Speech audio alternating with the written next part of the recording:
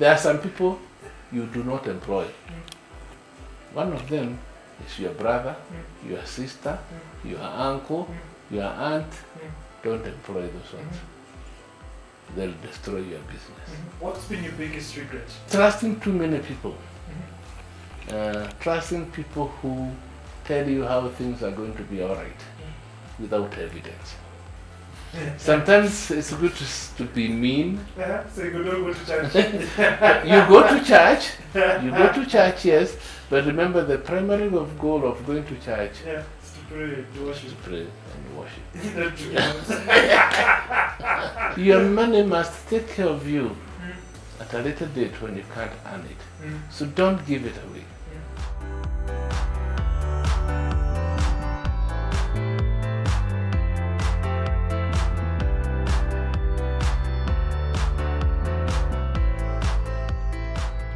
Good evening and welcome to the Late Night Business. My name is Ian Daz, and as always, each and every week we have a very interesting show lined up. And today it's no different. Actually, today I have with me the oldest person who's actually sat on that particular chair on the other end. Oldest just in terms of age, but on heart, very, very young. He holds so many different particular titles.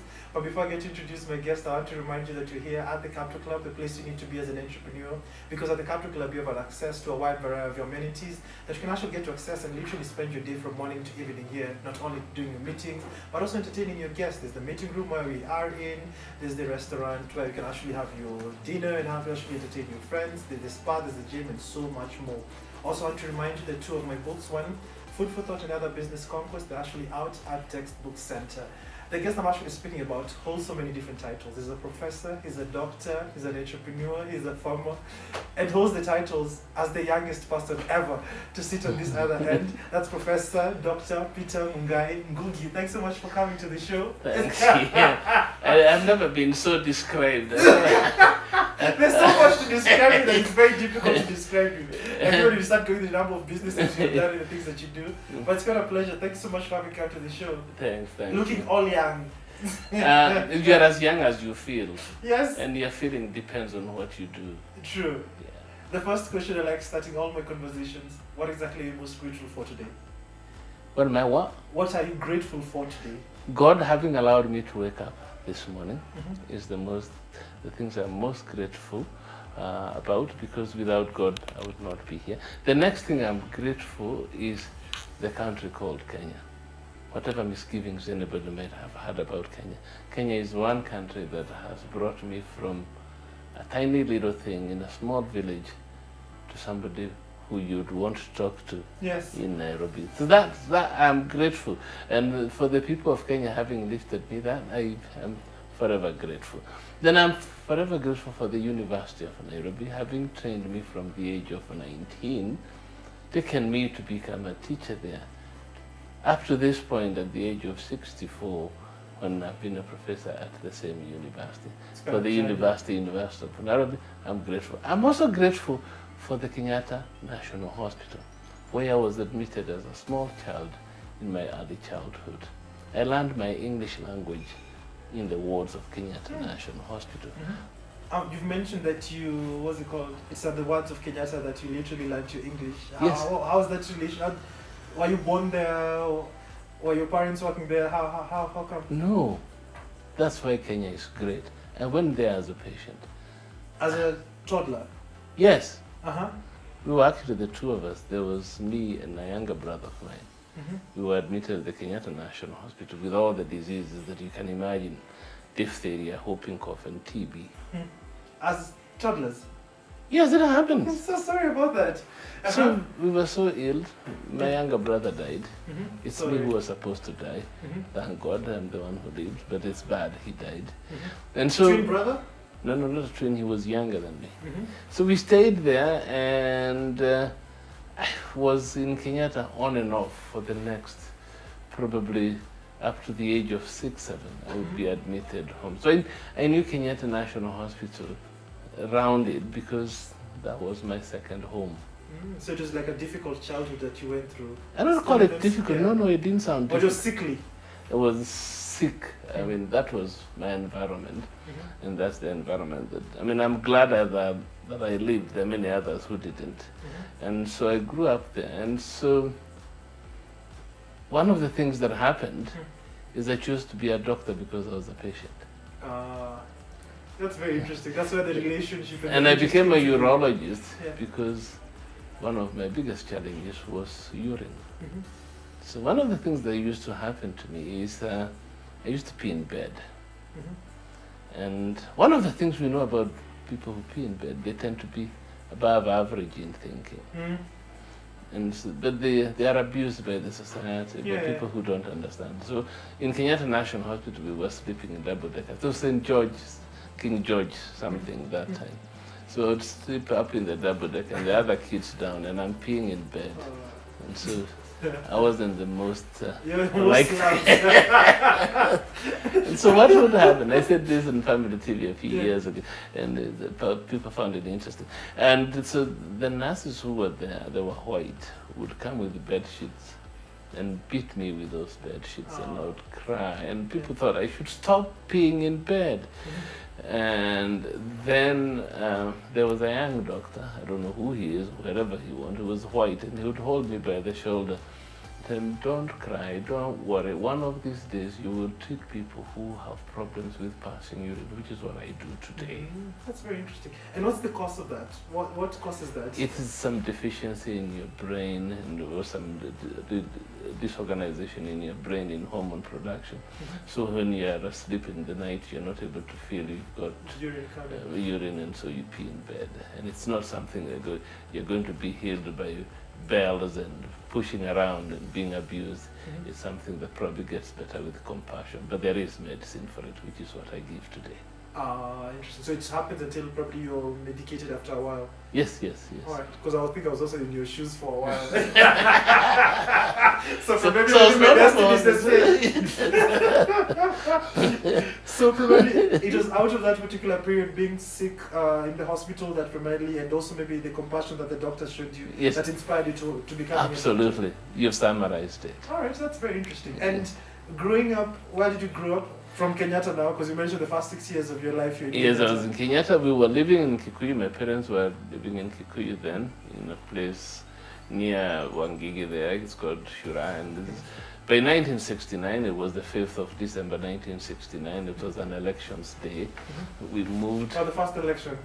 The one I saw. Yes. Because the first one Kenyatta did the team of putting there. Yes. So we moved to a place called Siron in Laikipia, and that's our new home. Oh, so you grew up largely in Laikipia? Yes, I went to Siron Primary School in Marmanet County, and then from there I came back to Nairobi. My father was working as a worker, whatever he was doing at the British American Tobacco. So I came to Nairobi. I was at Parkland Secondary School. Then from Parkland Secondary School, I went to Jiris High School. From Jiris High School, I went to the University of Nairobi, and I'm there since. All right. So it means you're a very bright student going all through. By the time you... I don't want to describe myself as being bright. I think I was just paying attention to detail. So the rest of us need.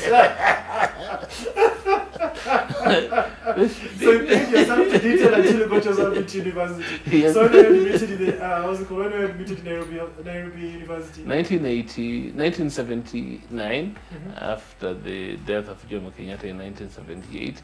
1979, I joined the University of Nairobi.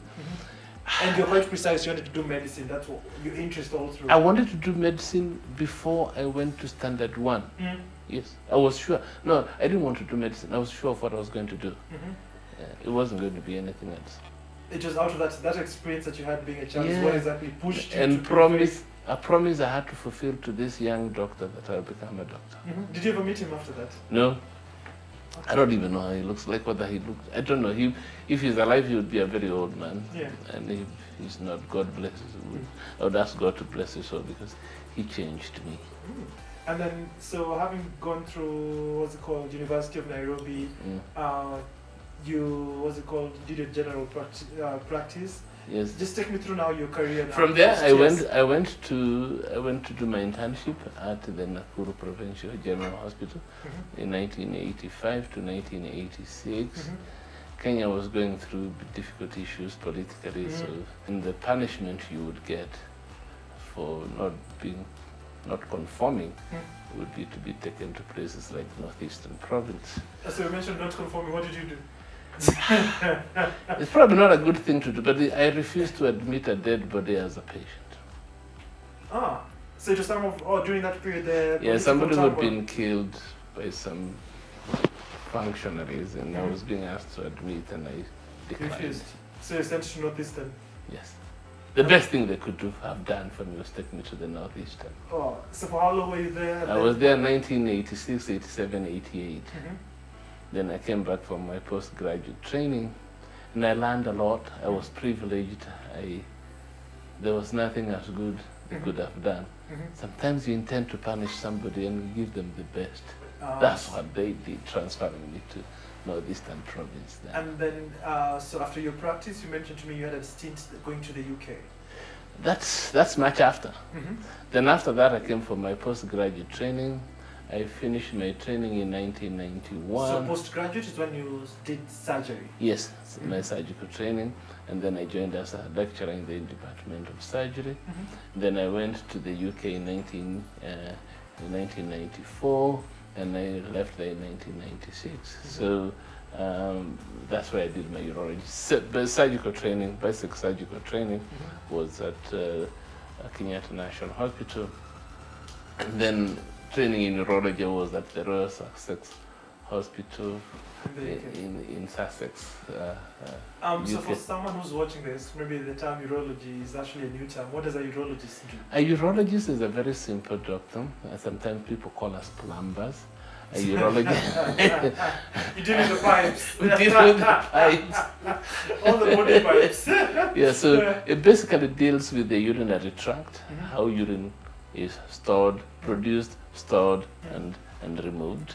So basically you find me in the kidney, you find me in the bladder, you find me in the urethra. So along that path, you will find the kidney having problems, you have the urethra having problems, the bladder having problems, the prostate having problems, the urethra having problems, and then if you go below that, you find the genitals also having problems. That's what a urologist takes care of, including male factor, fertility or infertility. Interesting. And so after your stint in the UK, so you came back here, you still continued your... Yes, I came back here, and the Department of Surgery, which I'm still part of. Then I worked in various hospitals. I worked at the Aga Khan, the MP Shah, the Mata Hospital, and the Nairobi Hospital. And so we did all sorts of things. We did kidney transplants. We did all those other various things. But my key thing was the interest in, had a big interest in kidney transplantation, and so that's found me there. And so we started the thought of, we started that in 1996, with probably even earlier, 1994, the thought of having a regional center for training urologists. Because for me to go train as a urologist, I had to go to the UK. And the majority of Kenyans went to the UK, a few went to South Africa, but majority went to various parts of the world. So we thought we needed a training center in our part of the world, because urology is wide and there are many diseases that people may not know require the urologist, particularly as was then and is today, prostate cancer, which affects, maybe nearly 1 in 10 men in Kenya. So 10% of the male population would need to be taken care of. And the enlargements of the prostate is in everybody. We've been using lots of chemicals. Bladder cancer in our country is rising, trauma and urethral strictures and such things. So we needed many people to do that. So at the University of Nairobi, we started a training program for urologists in 2014, and that's now running, having 9 to 10 postgraduate students every year. Interesting. And then we also started a nephrology training program. It teaches the nephrologists. We started the nephrology and what's that? Nephrology is... For layman like I know, I'm talking as though people know. Nephrologists, nephrologists are the doctors who take you through dialysis, who plan your dialysis, who teach the patients after kidney transplantation. Those are the nephrologists. Yeah. And just out of curiosity, because primarily you deal with the kidneys and primarily, as you mentioned, all the urinary tracts and all that. How can one prevent themselves from getting to a point of maybe having diabetes or maybe kidney failures, or maybe prevent themselves from having what's it called? What's the name? Prostate. Can one prevent themselves? A lot of the ones you mentioned earlier, that is the diabetes and all those high blood pressure, are lifestyle issues. So if you have a sweet tooth, just know there's a price for it. If you're going to allow yourself to be a BMI, body mass index, of above 30, you know, you're probably going to get high blood pressure. But even then, so if you should become fat. If you become fat, of course, there is a price to pay for that being fat. If you're sedentary, there is a price to pay for it. What do you mean sedentary? If you wake up in the morning and leave your bed and go to the couch. So there's a price to pay. There is a price to pay. And you're the person to receive the price. Yes, certainly. So those are things that happen in people's lives. So wake up. I'm told the best time to wake up for any human being is 4 a.m. in the morning. Why? Your body adjusts very well to waking up at 4 a.m. and your body tissues like that waking up at 4 a.m. So wake up at 4 a.m., pray if you're a Christian, pray if you're a Muslim, I think, and so you start your day with God. Then you move to the rest of the day. If you can have a plan, even if you don't have a plan, do something, but don't sit down and do nothing. At least just to make a lot of movement, to prevent yourself paying the price. Yes. And then, so when you came back to Kenya from the UK, you mentioned set up some of the departments, part of the departments in the UN. So meaning that you're working for UN. Also, did you start your private practice immediately? Yes, we actually started earlier. I was still doing private practice even in the early 90s. Yeah. I was at the then Continental House, then we went to what was then Shell and BP House, then eventually in the year 2000, we moved to the Upper Hill Medical Center. So you're part of the team that set up the Upper Hill Medical Center. Yes, that has been there for almost the last 28 years. Yes, it's there. So.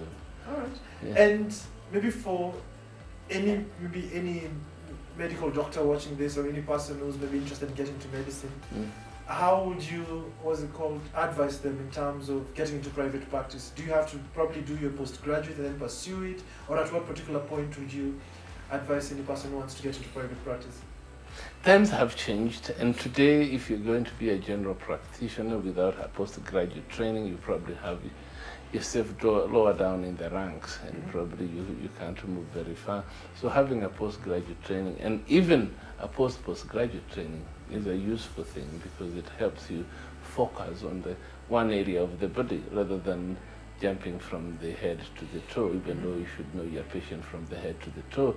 There's a specific part of the body you should be good at, and which you can be reading with at and revising and looking at literature, because things change. Every 3 years, medicine changes almost completely. So you cannot keep, you can't treat bones, treat eyes, treat legs, treat liver. No, you need to focus on something that is interesting for you. I think that's the key thing. Focus on one small part of the body that you can treat well, while keeping a broad picture of what a patient is. And as a doctor, you work for so many hours. How have you been juggling your time all through the years? Because I'm sure you're in class at one point, you're managing a department at another point, you're having your private practice. How do you manage all this time? The prayer at 4 a.m. helps, because it sets you off as to what you're going to do for the rest of the day. So it's important, it's a good starting point. If you can have a diary, it's useful. If you can't have a diary, just arrange them chronologically in the morning before you set off. Because if you don't, you'll miss some. I've done that, believe you me. And I ended up doing half of what I wanted to do because I didn't have a list.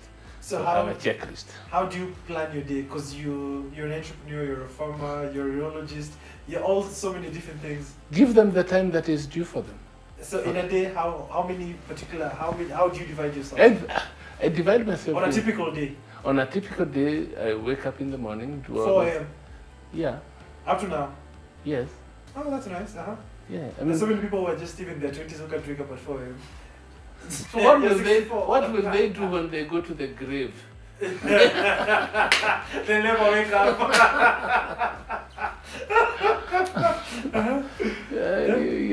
You've got to be useful. Yeah, so that's the one thing I like doing. So once you start that, So you start every day 4 a.m. Yes. So you pray, you mentioned that. Yes.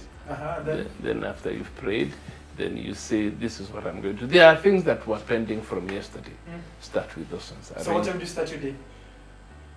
5:30 you should be off. There is no traffic that time. If you move from there to your office, it takes 10 minutes. If you come at 9, 8, you'd spend 2 hours. So why waste your time on the road? Yeah, drive that time. So how does your typical day? So you will go that if you have a lecture. Yeah. We'll give. So you have your lectures planned out? Yes, and that is the time to plan them. Also, it's not easy to plan them in the evening. Your mind is not fresh, so you plan that time. If you're going to meet students, you meet them that time. If you're going to meet with collaborators, I do research, so you have international collaborators. That's the best time to arrange, like between 8 and 10. After 10, you've got to do something different. You can do your surgery, or in the afternoon, you can see patients. If the surgery extends to beyond the afternoon, you can see your patients in the evening. I go home usually 11, 12, midnight. Every day? So your days literally runs from 4 a.m. to around 12 midnight? Yes. So you sleep for 4 hours? Yes, because there will be a time to sleep. When you're dead.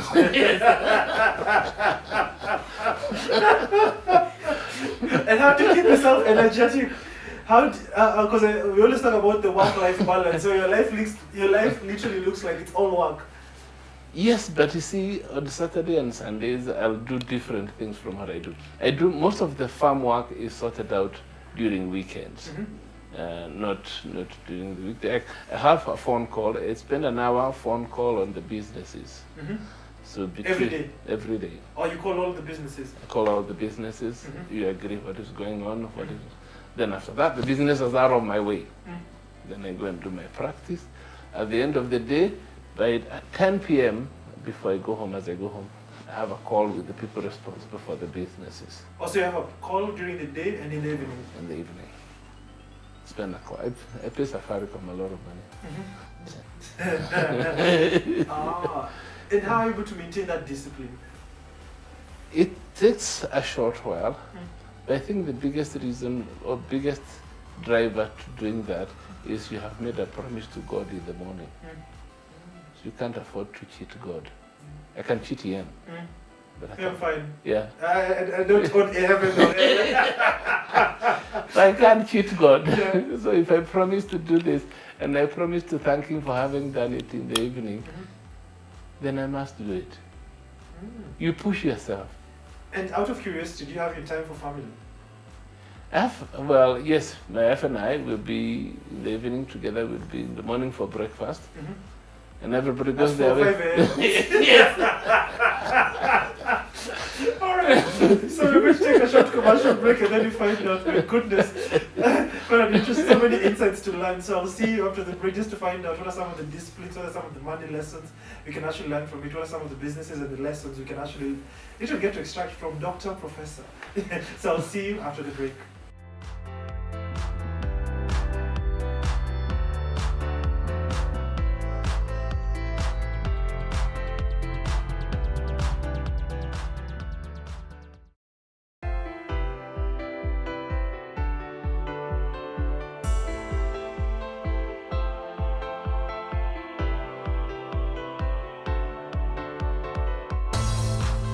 Welcome back to the show. Before we went on a break, Professor just taking us through his journey all the way from just childhood, as far as he became a urologist, how he now got into his practice, and now we're going to delve into some of the practices they can actually get to learn from him. So one of the core things that you've learned from you is that every day you wake up at 4 a.m. Yeah. For how long have you maintained this particular practice? Well, my mom used to wake me up, so I can't remember when she started waking me up, and she's one who would want you to pray, so. Up to date, because I'm surprised you're 64 now, but Monday to Friday, every day at 4 a.m. To Saturday. Monday to Saturday Yeah. at 4 a.m. Yeah. Wow. And let me just change tacks a bit in terms of now, because you've been in the practice, you also run other businesses, you're a farmer, you run a hotel, you have so many interests that you have. How did this particular other interest manage to sprout out with you also doing your practice? Because you're also very busy and you're also a lecturer. Yeah, true. One of the things farming would have had to be part of me because that's what we fed on, that's what we grew up on.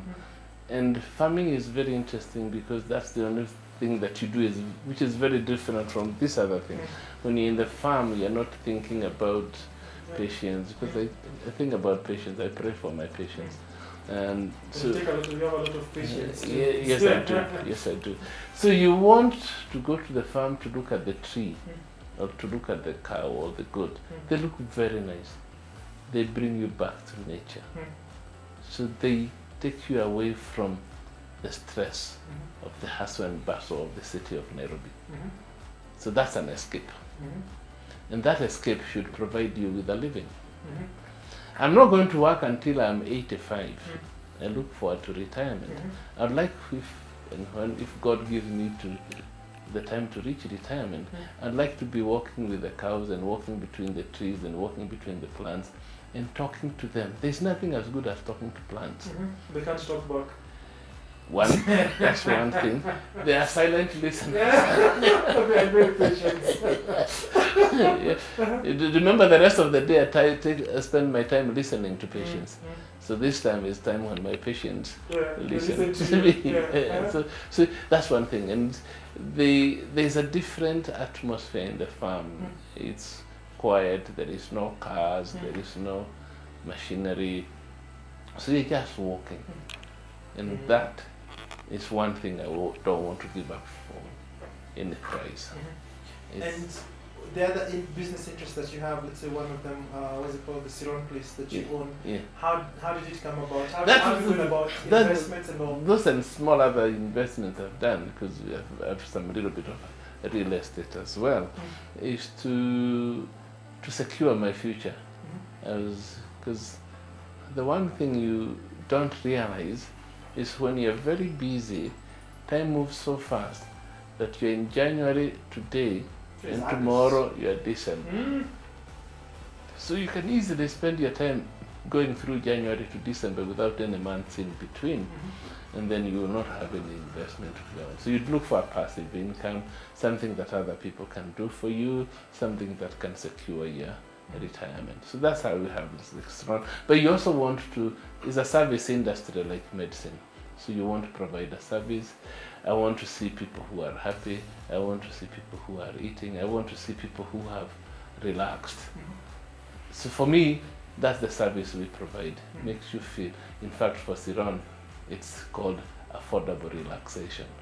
Because you want people to relax and feel it is not the end of the world. It is another day. And at what point did you start making your investments? At what age did you start making investments? And what have you learned about investment over the years? When I was employed as an intern in Nakuru, I met a watchman. The watchman who was at the hospital gate, and we were conversing, and he told me, Daktari, what you do, start saving. This your month's salary, save 1,000. I was getting 3,000 shillings. That was in the 80s? 86, 85. So save 1,000 shillings. So then I listened to this watchman and I thought he was very clever. So I started saving out of my 2,000, 3,000, I saved 1,000. So I bought my first piece of land at the end of my internship. So that was my first investment. Then I went on, my next investment was to shape my practice. My next investment, which is very important, everybody must have, is a dwelling place of your own. So I bought my house. It came by default because the university said they're not going to lease houses for us, and I knew I had saved some little money. I wanted to buy a house.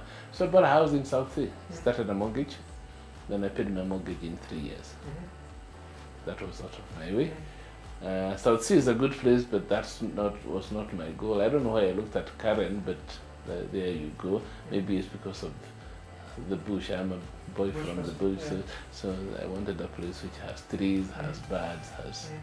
So I ended up in Karen and built a house. Not clever, built a house that would house all my children and my wife and an extra visitor. That's how you and your wife alone. And now those are the 5 bedrooms are empty.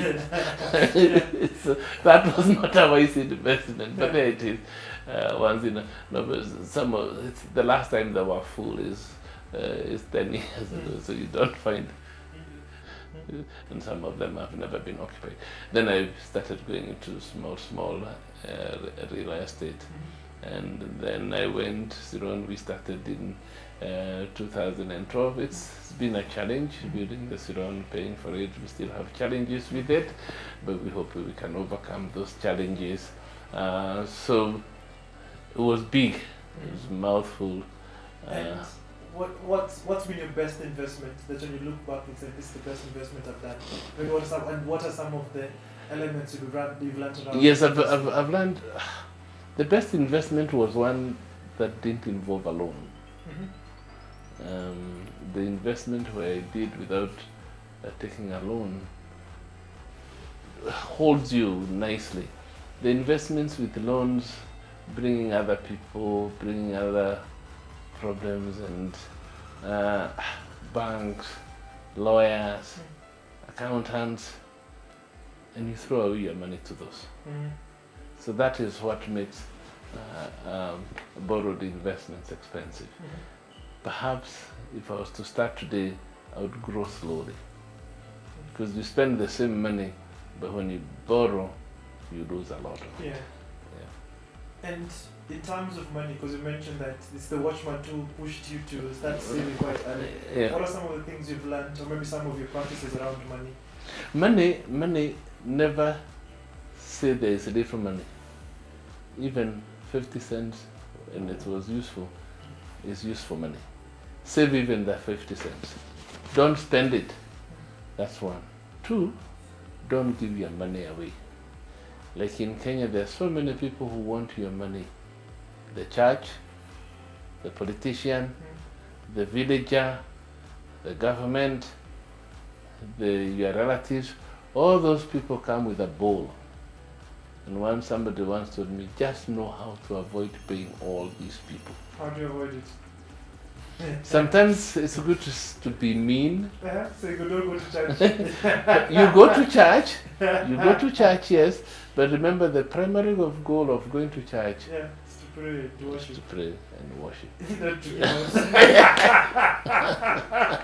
You shall receive in Jesus' name. Because your money must take care of you at a later date when you can't earn it.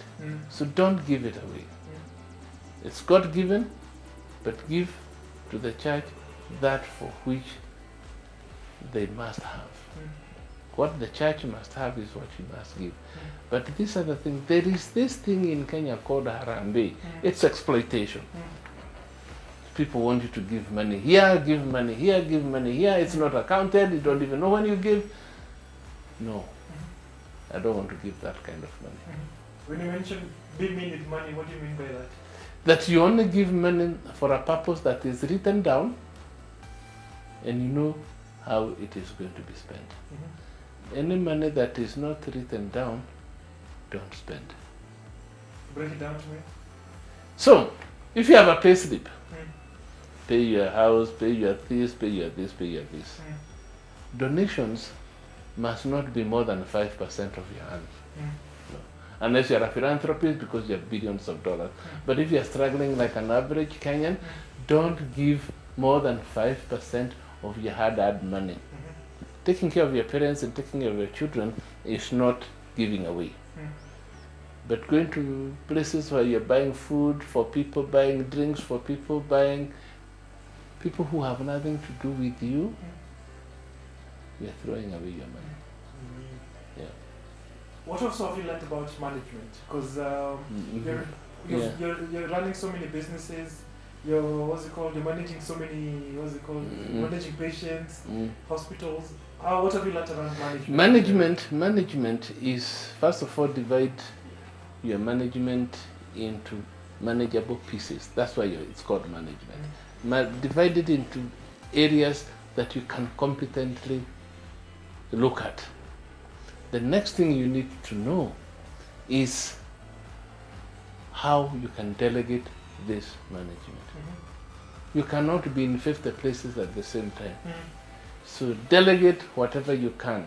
And as you grow, as your portfolio grows, so should your delegation. Now the challenge is in knowing who to trust in that management, who to trust in that delegation. That is a challenge in Kenyans, and before you delegate to people, I tell you, learn them. And the sweet talking are your worst enemies. They're the ones who will throw away your money, they're the ones who will waste your money. So learn to look at somebody in the eye and see whether they can be trusted. If somebody else, particularly if your wife tells you, I don't trust that person, please take heed. Yeah. So the lesson is listen to your wife. It is very important to listen to her. If she tells you this person is not trustworthy, if you move from that path, you'll come back to her crying. Yeah, something will have gone wrong. So you've been there. So, yes. So when you involve your wife in what you do, it doesn't help to hide. If she wants to kill you because of your property, she can still kill you anyhow. So involve her in what you're doing, so that she learns, so that when there is decision making about the person you are going to delegate to, she can listen. And women have a sixth sense. Yeah, I agree. So you want her to tell you and ask her, what do you think about this person called Glass? Is he trustworthy? Maybe they're not transparent.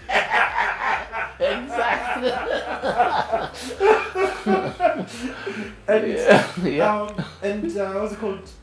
Because you're running different businesses and you have different managers who you report to. Yeah. One of the core things I think we're talking when you are offline is that you make 2 different calls every day. Yes. Just take me through that procedure, because you can't visit all your businesses every day. How do you keep an eye on all these businesses? I can't even keep an eye. I can only look at reports. And the more business grows, the less of what goes on you get to know. You have delegated. And eventually, probably at the corporate level, you delegate completely, so that the people you have trusted to do what you're doing can do it. Now, the checks and balances of the business is your biggest challenge. Because you may have this person who comes to you and tells you how Christian they are or how Muslim they are. Check a little bit beyond the proclamation. Because businesses are brought down by people. Perceived. Those ones. Yeah, I know them. The other person, there are some people you do not employ. One of them is your brother, your sister, your uncle, your aunt. Don't employ those ones. They'll destroy your business. Yeah. Those ones will come with very nice stories, and they destroy your business thinking they are doing you good, but they will destroy because they think they are part of the business. Remember, they are not. Yeah. They are not part of your business. So if you start a business and you put your sister in charge, they'll come down. What's been your biggest regret? Or maybe what's the one thing that when you look back in terms of your business, your investment journey, I can see it's one of the big regrets that I hold looking back? It is trusting too many people. Trusting people who tell you how things are going to be all right without evidence, without proof. And you listen to a nice story of how you'll plant, like I did, 30 acres of bananas, and the bananas will grow very big, and you'll be getting 50 million shillings every year. And then this person tells you he belongs to a company that has grown these bananas, but there's nothing written. It's all verbal. 3 years down the line, the bananas were not producing. 7 years down the line, I told the people on the farm, everybody pick a panga and cut down all these bananas. This is not a place for bananas. But I had been told how they're going to do good. That's one. The other one, Kenya, is people who will tell you how they'll be able to get you financials. How they'll be able to get you cheap financials. Please don't listen to those ones. Go with your dream. Because I was once conned 19 million shillings. How? By a very nice man advertising. You can con professors. Unfortunately, you can. Somebody who was advertising on TV how they grow chicken, how they plant bananas, and you buy, you give them 1 million and 1 acre, they do a borehole and so on and so forth. Once you give them the 1 million, they run away. There's no borehole, there's nothing. No, they just take off. This person conned thousands of people in Kenya. And they conned you 19 million. They conned me 19 million. I went to court, I won, but they had disappeared. You give him 19 million? Yes, I did. For 19 acres? No, for 100 acres. So, I learned there are Kenyans who spend all their lives cheating. And do not listen to somebody who will tell you how you will go and invest in a project and how they'll get you offshore investors to come and help your portfolio grow. Those offshore investors, particularly when they are diaspora, particularly people from America, and they come and tell you how you invest your money, please tell them to go and come and invest that money from America themselves. They are cheats. So those are people I have regretted. There are some, I mean, without mentioning second names, one was Stanley, one was Ben, one Wanajijua. Stanley and Ben. They conned me. So, but the good thing is that even when you've been conned, if you are an entrepreneur, you will rise up. And how have you been able to now overcome this? Because I'm sure losing 19 million at any point. Yes. It's quite a. Yes. You've saved it for a while. You've worked for it. Yeah. How do you recover from that? Prayer. Yeah. There's no other way. Otherwise, you go into depression, and you die out of the lie. So you wake up. It was not money I had. It's money I borrowed. Oh, with interest. Yes. So you ended up paying a loan. Yes. For nothing, you can see. Yes. What's your thoughts around debt? Debt, the Bible says that you should not incur debt, that you pay your debts, that you move out of debt. There is nothing further from the truth. If you have debts, you are a slave. It's not me who says it, it's the Bible. So to stop being a slave, pay your debts whenever you can, and avoid taking debts for things you don't need. So if you have a small car, let's say you're driving a Vitz, don't borrow to buy a Prado. No. It's wasting your money, and you'll waste your opportunity. Drive the Vitz until you can buy the Prado with cash. What's the biggest money mistakes that you've made before? The biggest money mistake is that one of listening to people and people telling me how they're going to do, how they're going to invest. In every aspect of it, in every aspect of venture in Kenya, you'll have nice people who will come and tell you how you can do it. They'll plan, they'll bring accountants, they'll bring lawyers to con you. So if you want to do any business, plan it yourself. You can borrow ideas, but let the implementation be yourself. And just finally, because you're 64, you've done quite a lot over the years, over the last 6 decades. What are some of the maybe 3 greatest lessons that you can actually share to the audience who are just listening to this? Because you're someone who's been there for a long time, and you have not been useless, as you said. That's my biggest fear was to be useless. The one thing I've learned is that falling is not the end of life. You will fall, stumble and rise up. There are times when you feel like staying where you fell and complain about how you fell and tell the whole world how you fell. You'll move nowhere. Rise up, remove the dust, and move. Whether this is in training, if you're training and you fall, rise up, move. Don't tell us how you fell. No one cares. No one cares. So once you're fallen, move on. If you find you're moving to the sea and there is nothing you can do, don't be afraid of turning back. Like my bananas. You see, I grew bananas for 5 years. It's not working. Told my people, cut all these bananas down. People are telling me, oh, are you cutting bananas and they look so nice? They are not producing. So if you have a business that is not giving you profit, please cut it down. However painful it is, cut it down. Because you procrastinate, you get attached to it, you get emotions about it, and you die with it. Don't commit suicide. Just get out of the business. And Get out of it. Yeah. Get out of that business and try something else. Wow. Because it's so easy to stick there and cry, I dare say even pray, and nothing will happen. True. Get out of there and move elsewhere. Wow.